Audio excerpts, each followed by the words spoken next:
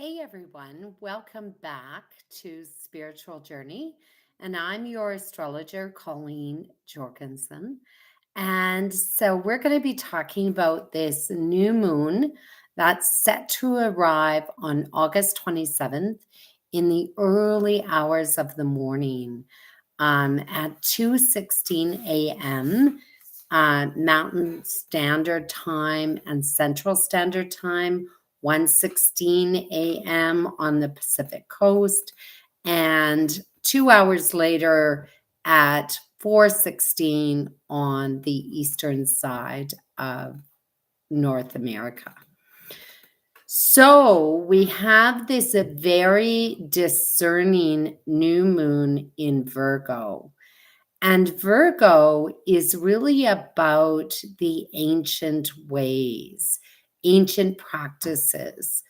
Even though we quite often don't associate Virgo with those earth elements, she is an earth sign. She is in a very flexible position most of the time because she's mutable. And so many of the mutable signs, we can find ourselves changing our minds or seeing things from a different perspective. And in this new moon, that can get us really wrapped up into the details. And that can make us pretty frustrated if what we're hearing isn't what we see or the actions that are taking. So this new moon is really important that what you say, you must do. And so you can't just make promises and then not fulfill them. So Virgo is the sign of being of service and giving to somebody else to heal, to help. And that's where the ancient practices come in of medicine and healing through the herbology, through the natural ways of healing.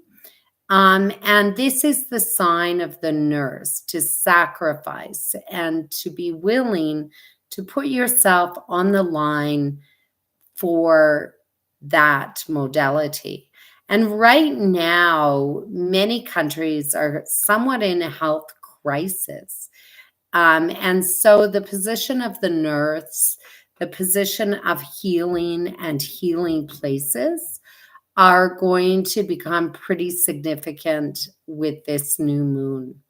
And we're going to start to address that we can't do certain things because we don't have the resources.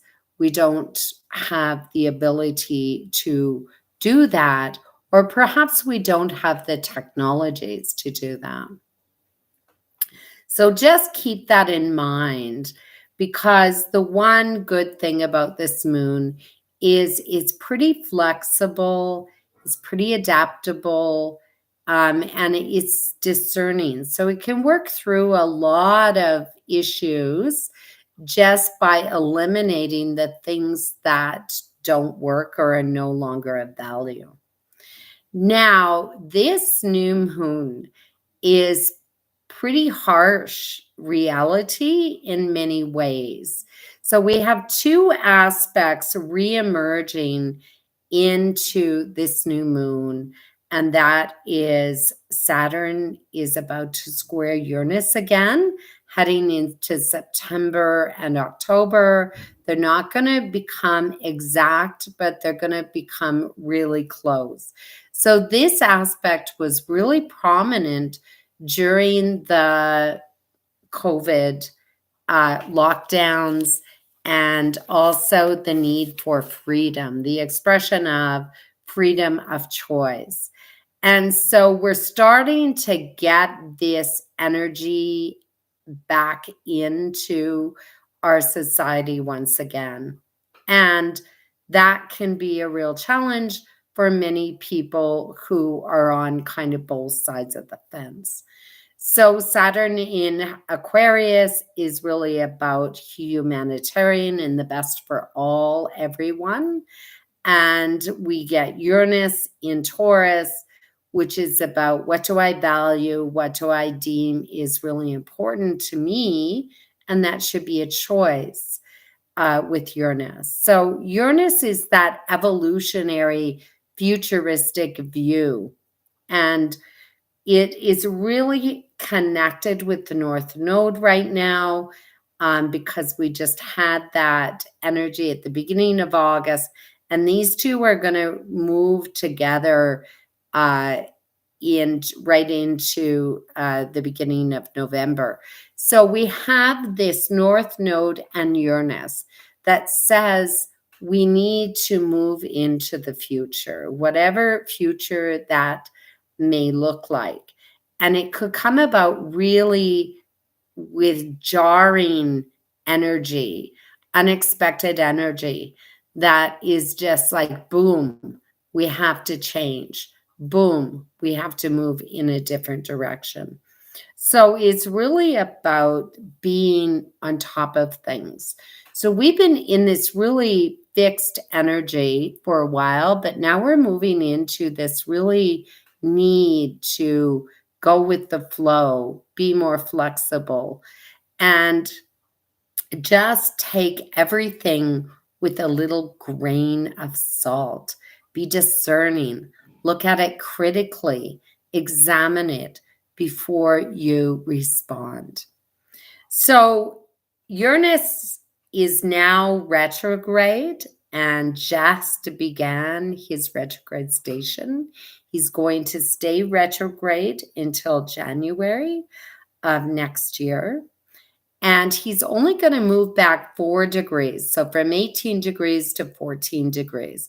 So if you know your natal charts, you should really look at where that Uranus is, because Uranus has really been triggering a lot of energy and has really been stimulating us to change direction and to view things through a different lens, a broader lens, and to reach out beyond our boundaries and sort of discover what possibilities there are for us. So this is enlightening. It is experimental. It is something where we can really see new technologies, new discoveries, scientific awareness, and our own light bulbs going off in our head to say, well, maybe I could do it a different way. Maybe I could see things from a different side or a different perspective. So, with Uranus being triggered also in this new moon, we're still having problems with aviation, traveling, and so we're going to continue to see those problems in aviation. We've seen disruption in weather patterns, sudden storms popping up, some of them quite violent, and heavy rainfalls or unpredictable rainfalls in certain areas. So that is very common for Uranus. We don't really know which direction Uranus is going to go. After all, he travels and he spins sideways in the universe. So the electrical grid is also going to be impacted, along with internet sabotage, maybe computer difficulties. And those are kind of like just a constant thing that has kind of emerged in 2022. So do be aware, keep your credit cards safe, don't fall into any scams or scamming, and just have a really good look at your bank accounts and your portfolios. Look at those statements periodically and find out what is going on with them. So this new moon lands at 4 degrees, 3 minutes of Virgo. So that's in the early stages of Virgo, which really has a Virgo energy and flavor to it. It's at the beginning, not like we've seen with some of these other planets at the end of the sign. This is a beginning new moon, especially because of that degree.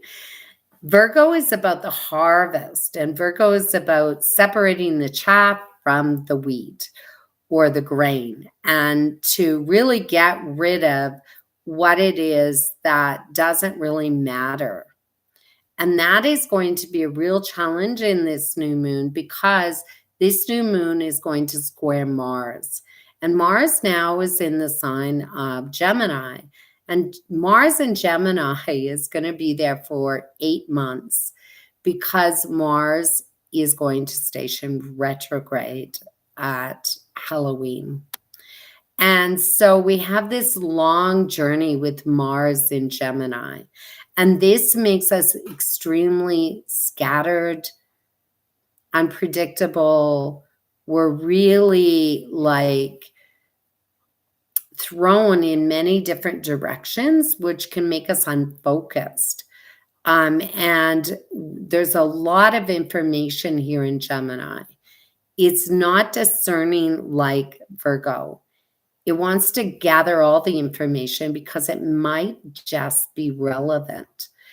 And Virgo says, no, that's not relevant. No, that doesn't make any application at all. So the frustration with understanding what it is that we're supposed to be doing can be extremely frustrating as we attempt to listen to what others project that they are going to be doing. And this can cause a lot of frustration, can cause a lot of violence in certain areas. It can be extremely difficult to handle, and people can fly off the handle very, very quickly. What did you just say? And that leads to misinterpretation of both action and word. And so sit back and really take a look at what it is that the meaning behind what the person is saying versus what actually is being done or said. Because this is a very impulsive energy that can be filled almost instantaneously with a lot of hate or violence. And so information emerging about certain acts of violence or certain acts of even sexual acts which are inappropriate can be challenged and can be talked about in the news media. So there's kind of this reckless energy that's emerging that can be kind of filled with a bit of violence, conflict, and it can cause a lot of competition to some degree. And so you really need to watch for accidents with this moon. Make sure you got your eyes focused on what it is and make a plan, like really make a plan of what it is that you want to accomplish in the next month specifically. So the good news is Mercury, who rules Virgo, is now in the sign of Libra. And it's interesting because Mercury is about to station retrograde again. And Mercury is going to cross the 00 degree Libra axis or the world axis 3 times. So that is information coming out to the world, or that the world needs to respond. So we have that we've had that energy just recently on August 23rd. We will have it again on September 22nd, 23rd, and then again on October 11th. So those are key dates to remember as Mercury is going to shift and then shift back again. So Mercury is trining Mars, and that's why it's important overall. I think that things are going to work out as long as you use your head, that you don't plug into the emotional part of anything really. All three of these signs, Libra, Virgo, and Gemini, they are really about what we're thinking and how we're expressing our thoughts. They're not so much about the heart, except Libra likes to connect, partner up. And so he is part of the relationship format. And in that, we have the heart. But first, in relationships, you have to have love, which comes from Leo. So then you make the decision, yes, I want to be in a relationship with you. Yes, I want you as my business partner. So you have to be very discerning, and this moon is all about being in your head and figuring things out, really taking the time of figuring out what it is that I want to heal. How and where do I need to be adaptable? And what action do I want to take in order to incorporate those things into my life? So that is of ultimate importance to this moon. Venus has been really important, really through the course of all of 2022. She has led the way in many ways, and women's rights, the review of women's rights, sexual assault against women, has really kind of been forefront in 2022. In this chart, even though she is not so much connected with the new moon, she is ruling Mercury. So she is going to play a big part in what and how we decide what we're going to do next and what our action plan is. What do we see for the future? So she is in the sign of Leo, that fixed sign of the heart-based energy. And what do we love? Venus loves to be in Leo. She loves to be glamorous. She wants to be up on stage. She wants to show the world what she's got. And so in here, we can start to overspend, and we can start to really want to have a lot of bling. And she is under a lot of pressure in this new moon chart. So she is in opposition to Saturn, and she is square to Uranus.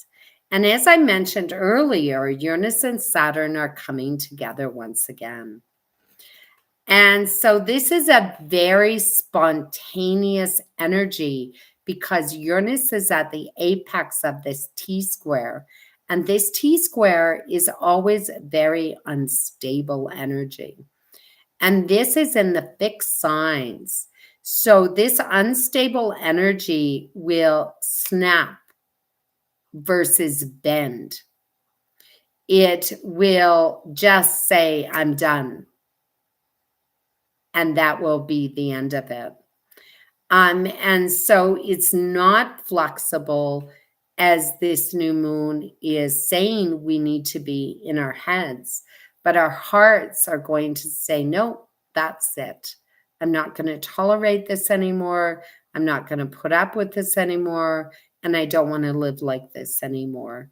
My relationships are important, but we have to develop a different plan in order to approach how my relationship is going to transform into the future. So this is also plugging into the north and the south node. There's a resistance to past behavior and past protocols. So Venus is square to the south node in Scorpio. And that is this wild spending, the shared resources, and like I was saying, this scamming kind of energy is not acceptable and really can't be functioned anymore. Like we can't really work through that concept anymore. And Scorpio is about the stock markets, throwing all our money into something, throwing all our tax dollars into the government and say, here, look after this and put it in the right place. So then Venus is in square to the North Node. And the North Node says we have to figure out what we need versus what we want in the sign of Taurus. We have to find our ground. We have to be really discerning about what we're spending our money on and how can we be more attractive? How can we be on our stage with the least amount of cost associated with it? So it's also about what you think, is it worth? Is it worth the expense? Is it worth the challenge? Is going to work and working at my job and getting paid this X amount worth it? And if it isn't, chances are you're going to just quit. So that can be a real challenge. Venus in the sign of Leo loves to party. She loves to enjoy the nightlife. She loves to get up on stage and act, be dramatic, be competitive. And so when she squares Uranus, we can have this real instability within our relationships. We can have this real angst, one partner saying the other partner is showing off too much. And so that causes instability within the relationship. The person who is seeking attention really has these unexpected fantasies, infatuations, crushes, the urge to experience something different within the relationship or within their financial holdings. What do I want to spend on? So with Virgo here, this is a real opportunity to go through your closet and say, how much bling do I have over here? And do I really need it? How many pairs of shoes do I got? And maybe I could give it to a healing place, like the Salvation Army or whatever place you have for the homeless, and give some of these things to them in order to assist them to heal and feel better about themselves. So when you have this real dynamic energy like this, we can have these sudden urges. So affairs, having affairs, suddenly plugging into somebody that you're so attracted to, you can hardly contain yourself. But Uranus is not just about love or affairs. It's also, where Venus isn't. Venus is also about the romance in Leo, that I need the attention energy. So when you get Venus in Leo like this, square to Uranus, you can actually get this I really need to spend this money to have this in my home, not just necessarily a relationship with another person. We can have a relationship and a romance with all kinds of things. We can have a romance with writing our book, a romance with decorating our house. We can have a really good romantic energy that emerges when we do something physical like exercise and make our bodies feel better. So we can even have a romantic relationship with ourselves. Romance isn't always about connecting with another person and having an affair. It's sinking your teeth into something that you love to do, that makes you feel glamorous, that makes you feel appreciated, and shines your light to the world. This is what I did. I turned the corner, I took the risk, and this is what I produced. So it's not just about those relationships. And in the process of having a romance with developing your website, creating your own blog, creating your own business, when you have that love that you pour into whatever project you're doing, that is a romantic connection that you're having. And that romantic connection needs in this moon to say, am I on the right track? Am I going in the right direction? Are my actions portraying what I'm saying? And then you can have real results, real healing power with this energy. So Uranus is playing a big role here of the things that you're going to start and quit and start again and maybe quit. But it's passionate, it's alive, and it's really feeling in many ways. But you're going to have to go to your head and figure it out in the long run. So Venus is also, to form that T-square, is going to be in opposition to Saturn. And Saturn is restrictive. Saturn says, now, wait a minute, you can't go off and just do whatever you want. You have to actually adhere to the responsibilities and obligations that you have. An opposition is like a this or that. It's either this over there or this over here. And so you could find that you're just, okay, I have obligations. I'll go do those. I'll finish with those. And then I'm going to go back and do this. Because that's what I really want to do. That's what I'm really passionate about. But I have all these obligations over here and all these responsibilities, which are really hemming me in. Like, gosh, I really have to go to work today. And I really have to work 9 to 5, but I don't really want to be there. I want to be doing this over here. And so that can lead to those disruptions, those unexpected resistance to, I don't want to do that anymore. I need to change what I value and what I'm doing. So that is important, really, really important.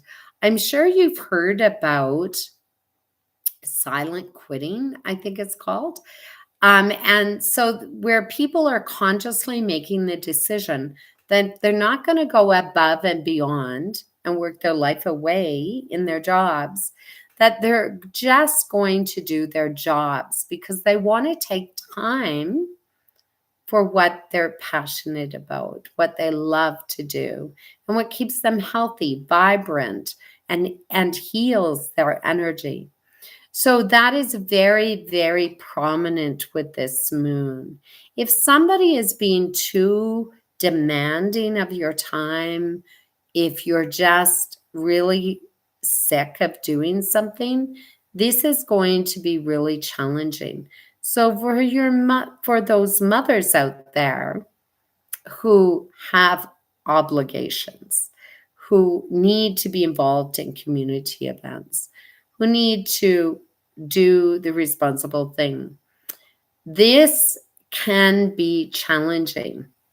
So you're going to have to figure out your time between your passions, your responsibilities with your husband and your children,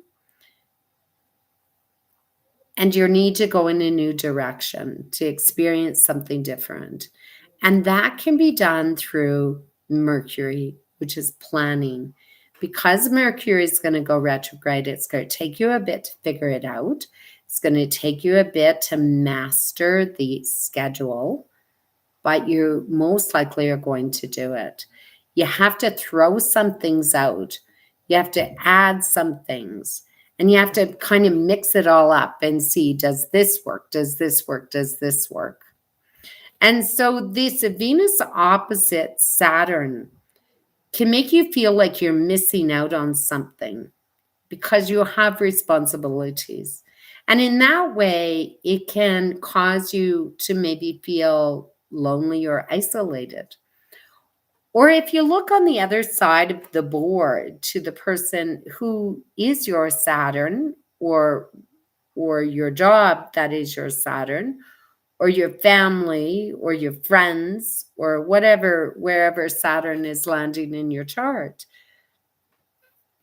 that area can feel like you are restricted, that there are limitations, delays, obligations that you have to fulfill in order to step out of that boundary. So this can produce some resentment, and it can cause problems because you're demanding too much of my time. You're just putting too much pressure on me. You're just like this, I'm doing other things. So please, like, I don't have time for this. I have other things that I want to do.